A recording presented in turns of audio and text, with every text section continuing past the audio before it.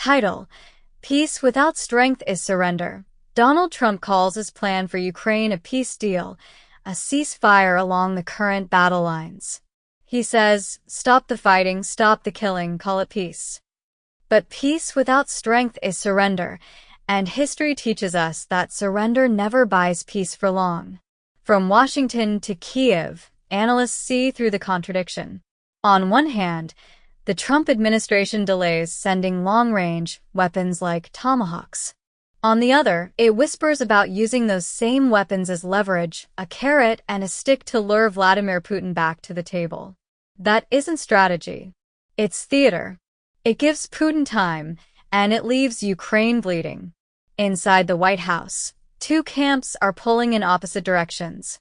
Business envoy Steve Witkoff urges concessions, freeze the map, declare victory, move on. But Secretary of State Marco Rubio and Lieutenant General Keith Kellogg argue that freedom cannot be negotiated away. They know that a divided America projects weakness, and weakness invites aggression. To every supporter of Ukraine, the meaning is plain. This so-called plan rewards the invader and punishes the victim.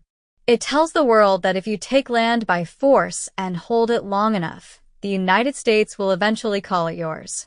Real peace demands something else entirely. It demands that Ukraine be armed, not abandoned, equipped with modern air defenses, long-range precision weapons, and the confidence that the West stand with them, not behind them.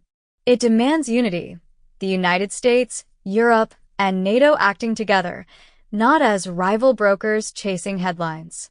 It demands transparency, no secret deals, no private phone calls that trade justice for convenience. And it demands accountability, sanctions that stay in place until Russia withdraws, and a commitment to rebuild Ukraine with seized Russian assets, not empty promises. A temporary ceasefire may come, but it must serve one purpose only: to give Ukraine the breathing room to rebuild and prepare, not to legitimize occupation. When negotiations do begin, they must begin on Ukrainian terms, never on the terms of an aggressor.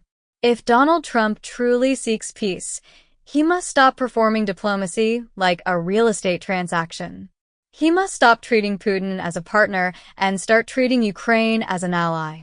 Because quiet is not the same as justice. A frozen war is not a finished one. And history will not forgive a peace built on the ruins of another nation's freedom.